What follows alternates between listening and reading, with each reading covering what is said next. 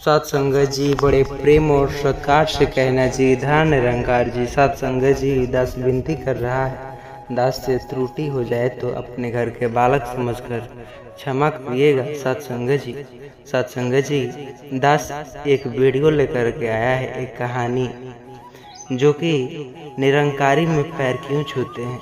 सदियों से भारत में पैर छूना समान प्रतीक माना गया है। बच्चे माँ बाप के पैर छूते हैं, शिष्य गुरु का पैर छूता है, छोटे बड़े का आशीर्वाद लेने के लिए झुकते हैं। लेकिन सवाल उठता है जब निरंकारी पंथ के लोग एक दूसरे का पैर छूते हैं, चाहे बड़े हो छोटे का पैर छूते हैं। आपने भी देखा होगा सात संगत जी, तो क्या वह समान है या अंधविश्वास का जाल, अंधभक्ति का जाल? क्या सच में ऐसा करने से भगवान मिलते हैं या फिर सर्वनाश की ओर पहला कदम बढ़ता है? दोस्तों, यह कहानी सिर्फ एक परंपरा की नहीं बल्कि एक पूरे समाज को झकझोर देने वाली सच्चाई है। आइए इस सफर की शुरुआत करते हैं, एक ऐसी कहानी जो सच पर आधारित है। सात संगत जी, तो सात संगत जी चैनल पर नए होंगे सब्सक्राइब करिएगा और इस वीडियो को अंत तक देखने की पूरी कोशिश करिएगा, तभी आप सच जान पाएंगे। ऐसे तो गांव की कहानी है। रामगढ़ में निरंकारी सत्संग हो रहा था। बाबा मंच पर बैठे थे, सैकड़ों लोग उनकी ओर झुककर पैर छू रहे थे। भीड़ में सीमा भी थी, जो एक महत्व में थी, जो बहन जी थी। उनके बाबा का पैर नहीं छुआ। तभी प्रचारक बोले, अरे बहन भाइयों, जो बाबा का पैर नहीं छुएगा उस पर निरंकारी की कृपा नहीं होगी, उनके घर का सर्वनाश भी होगा। जो घमंड करेगा, बोला मैं उनके क्यों पैर छूं? सीमा तो डर गई सच में, उसने भी तुरंत बाबा के पैर पकड़ लिया। भारत में परंपरा है कि पैर छूना बड़ों के प्रति आदर है। जब कोई छोटा झुकता है और झुक करके अपने अहंकार को त्यागता है, बड़ों का आशीर्वाद देता है, यह सिर्फ संस्कार न कि भगवान से मिलने का साधन। लेकिन पथ और बाबा के लोगों ने इसे अपनाना धंधा बना लिया। पैर छू लो वरना अनर्थ होगा, पैर छू लो तभी पाप धुलेगा, पैर छू लो तभी मुक्ति मिलेगी। यही वह झूठ है जिसने हजारों घर उजाड़ दिए। रामगढ़ में लोगों ने सोचा शुरू कर दिया, तो अगर पैर नहीं छुए तो परिवार बर्बाद हो जाएगा। धीरे धीरे यह डर ही उनकी भक्ति बन गया। गहने बेचे गए, खेत चढ़ा दिया गया और तन मन धन सब बाबा के चरणों में अर्पित किया गया। लोग भूल गए कि असली पैर छूना तो माता पिता और सच्चे गुरु का होता है, न कि उस इंसान का जो धन और शोषण करता है। रामगढ़ में एक परिवार था, श्यामलाल का। उनकी पत्नी और बच्चों ने बाबा से कहने पर दिन रात पैर छूना जो कर दिया। धीरे धीरे घर का सारा धन आश्रम में चला जाएगा। बच्चे छोड़ दिए पढ़ाई, बाबा की सेवा करने लगे। अब श्यामलाल ने तो एक दिन पूछा, बाबा जब हम रोज आपके पैर छूते हैं तो हमारे दुख क्यों नहीं मिटते? बाबा हंसकर बोले, तुम्हारा विश्वास कम है और सेवा करो और धन दो, तब निरंकार की कृपा। श्याम जो टूट गए, वह समझ गए कि पैर छूना समान नहीं बल्कि सर्वनाश का रास्ता भी है। जब हम झुकते हैं, हमारा रीढ़ की हड्डी लचीली होती है, यह शरीर को मना भी करती है, विनम्रता भी बनाती है और सामने वाला हाथ उठाकर आशीर्वाद भी देता है, जिससे मनोवैज्ञानिक संतोष मिलता है। लेकिन यह तभी तक अच्छा है जब तक प्रेम और आदर से किया जाए। अगर इसे डर और लालच से किया जाए तो यह अंधभक्त है। निरंकारी विचार का असली अर्थ है निराकार, यानी निर्गुण निराकार परमात्मा। उसे मूर्ति, धन, व्रत और पैर छूने से नहीं बल्कि सत्य और सेवा से पाया जा सकता है। लेकिन आज के निरंकारी पंथ ने इस अर्थ का बदल दिया है। पैर छूना कृपा पाना है, धन चढ़ाना मोक्ष पाना है, सेवा करना पाप धुलना है। यानी असली निराकारी विचारों को व्यापार बना दिया है। असली निराकार वह है जो जगह परमात्मा हर जगह है। निरंकार नकली वह जो कहे कि मेरे पैर छूने से तुम्हें मुक्ति मिलेगी। निरंकार असली निरंकार वह है भगवान डर से नहीं प्रेम से मिलते हैं। नकली निरंकार विचार अगर पैर छूने लगे तो सर्वनाश भी होगा। भगवान इस प्रकार की असली चौरनज्ञ को पालते हैं। निरंकार के पैर छूना आदर करना ये बड़ों की तो बड़ाइया ही है, तो क्यों ना हम करें। सत्संग ऐसा करते हैं। वीडियो पसंद आई होगी तो प्लीज़ दोस्तों के साथ ये वीडियो को शेयर ज़रूर करिएगा। चैनल पर नए होंगे सब्सक्राइब करिएगा।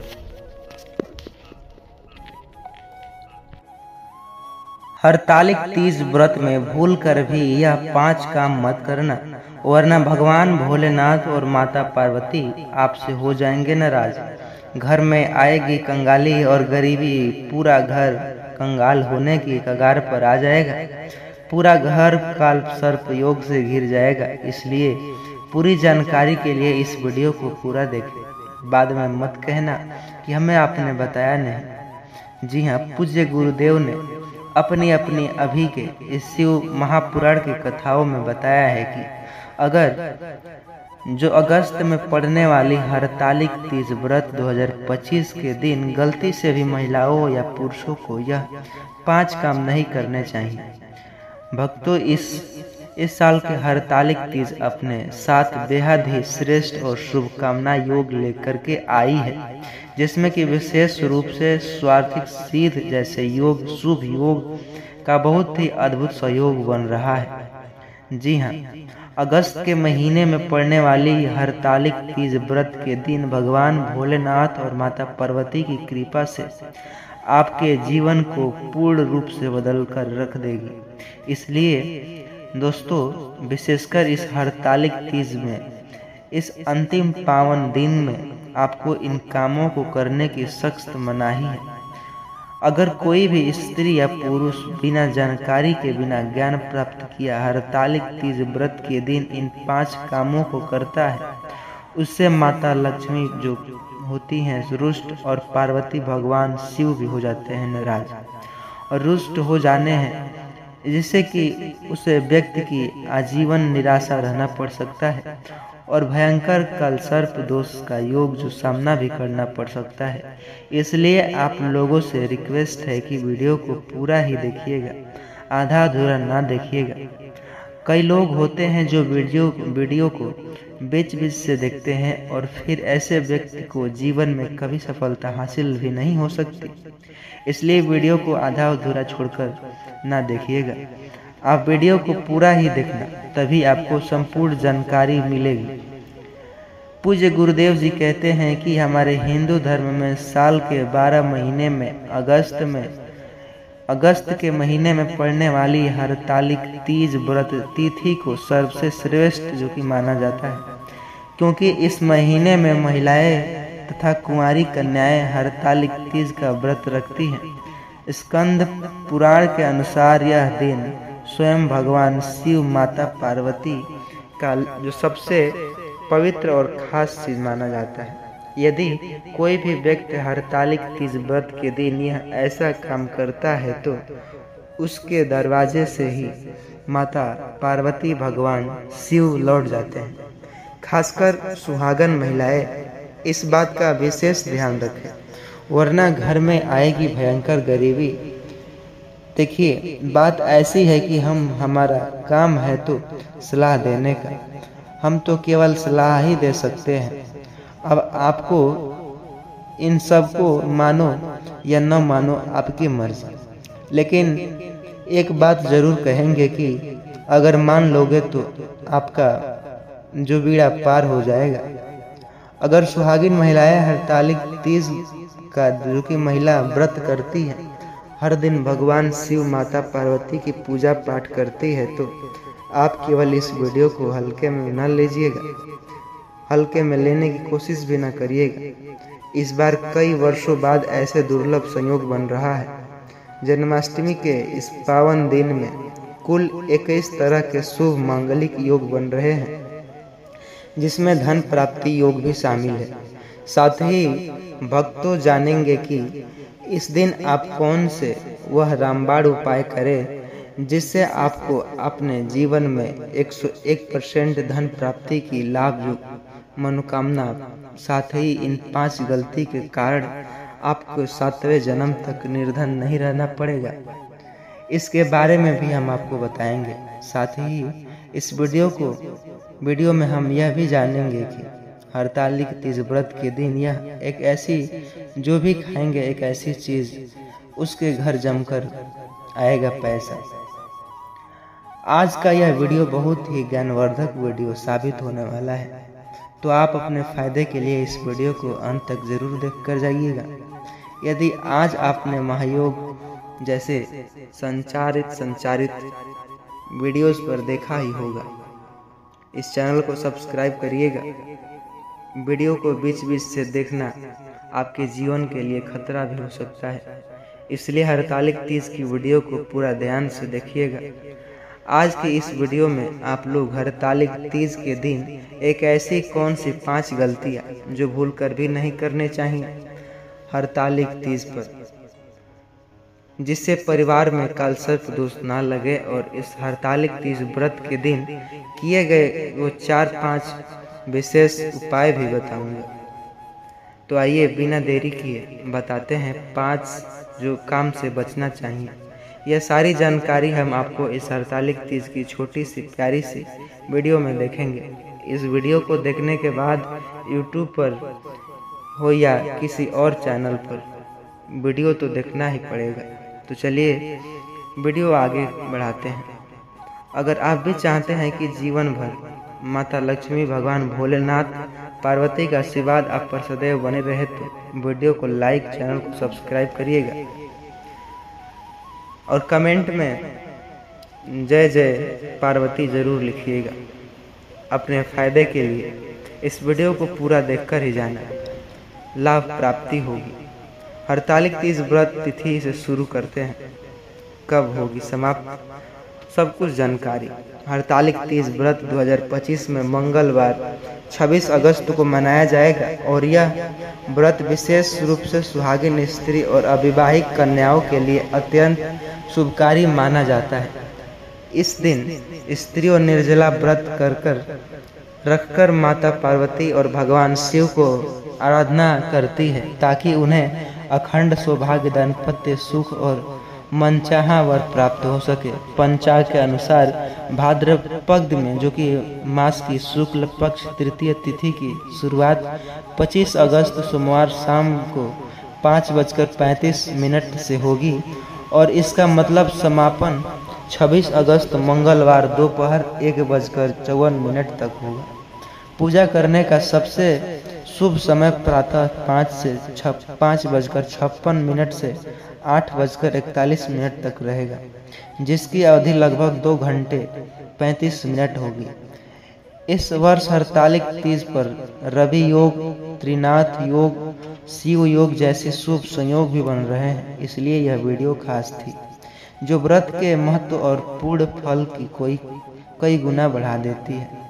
इस दिन महिलाएं शिव पार्वती की मूर्ति या प्रतिमा को रेत अथवा मिट्टी में बनाकर सुहागन सामग्री से श्रृंगार करती है, और कथा सुनने के बाद संपूर्ण रात्रि जागृत जो की करती है। मान्यता है कि इस व्रत से प्रभावित स्त्रियों को कौन से न केवल सौभाग्य प्राप्ति बल्कि दाम्पत्य जीवन में सुख शांति आती है, और अविवाहित कन्याओं को योग जैसे साथी मिलते हैं। जब तो चलिए आगे जान लेते हैं व्रत अनजाने से आलस्य। इस व्रत में जागरण और पूजा का बहुत महत्व है। रात भर भगवान शिव पार्वती की कथा सुनना, भजन कीर्तन करना और पूजा जागरण करना आवश्यक है, लेकिन अधिकांश महिलाएं थकावट या आदत के कारण व्रत के दौरान सो जाती हैं। यह भी बड़ी गलती मानी जाती है। हरतालिक तीज का अर्थ है कठिन तप और साधना। यदि व्रत सो जाती है व्रती, तो तप और शक्ति कम हो जाती है। कहा जाता है कि इस दिन रात भर जागरण करने से मनुष्य का दाम्पत्य जीवन मधुर होता है और सभी दुख दूर होते हैं। लेकिन यदि किसी व्रती सो जाए तो उसका पुण्य कम हो जाता है। संतान सुख, सौभाग्य या पारिवारिक सुख से रुकावट आ सकती है।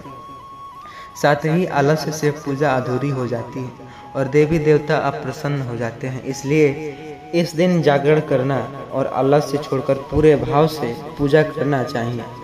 सौंदर्य प्रस्तावना का त्याग न करना। हरतालिक तीज के दिन व्रती स्त्रियों को सजना संवरना निषिद्ध माना जाए। यह व्रत माना जाता है कि पार्वती के कठिन तप की स्मृति किया जाता है उनके करने से, जिन्होंने कठोर साधना कर शिव जी की परायण जो कि मानते हैं। इस दिन महिलाओं को श्रृंगार नहीं करना चाहिए, परंतु अक्सर अनजाने में महिलाएं सजने संवरने लगती है, क्योंकि तीज का पर्व है। यह भूल व्रत की गंभीरता को कम कर देता है। इस व्रत में सादगी और तप जरूरी है। सजना संवरना अहंकार, बाहरी सौंदर्य की ओर झुकाव देता है। शास्त्रों में कहा गया है कि इस दिन श्रृंगार करती हैं महिलाएं, जो उनका व्रत अधूरा माना जाता है इससे, और उसे पूर्ण फल की प्राप्ति भी नहीं होती, बल्कि इससे सौभाग्य में भी कमी आ सकती है। इसलिए व्रती को चाहिए कि इस दिन सामान्य वस्त्र पहने, हल्दी कुमकुम से अपनी पूजन करें और आडंबर से बचें। झूठ बोलना, क्रोधकरण व्रत के दिन झूठ बोलना, छल करना, चुगली करना, क्रोध करना, दूसरे औरत की बड़ाई हिनाई, इस तरह की बातें बिल्कुल निषिद्ध माना गया है। लेकिन अक्सर पूजा में झंझट तैयारी आपकी मर्जी से होती है। भीड़ में महिलाएं चिढ़ जाती हैं, गुस्सा होकर चिल्लाने लगती है, झगड़ा कर लेती है, छोटी सी भूल बड़ी बन जाती है। व्रत का मुख्य उद्देश्य आत्मा शुद्धि और संयम करना है। साथ संगत जी, अक्सर भारत की मिट्टी में धर्म और अध्यात्म हमेशा से गहराई से जुड़े रहते हैं। यहाँ हर गली कूचे में कोई न कोई बाबा, साधु, संत और गुरु मिल जाते हैं। साथ संगत जी, लोग सुख और समृद्धि के लिए तलाश में इन बाबाओं के पीछे भागते हैं। कोई धन की चाहत, कोई संतान की चाहत, तो कोई स्वास्थ्य और कोई मोक्ष की चाहत। इसी आस्था की डोर से एक बहन जी ने निरंकारी सत्संग में भाग ली थी। अंधविश्वास और अंधभक्ति की चलते आजकल सबसे ज़्यादा चर्चा में है निरंकारी विचार। लोग कहते हैं निरंकारी बनो, निरंकारी बाबा की शरण में आओ, वरना सर्वनाश। लेकिन एक बहन की सोचच्ची घटनी है साथ संगत जी। इस घटना को ऐसे मानो सुनकर के आपकी आत्मा कांप उठेगी। बहन जी की सच्ची घटना। लेकिन सवाल यह है कि क्या सच में निरंकारी बाबा में जीवन सुधरता है, या फिर यह केवल एक जाल और जिसमें इंसान तन मन धन सब गवा बैठा है।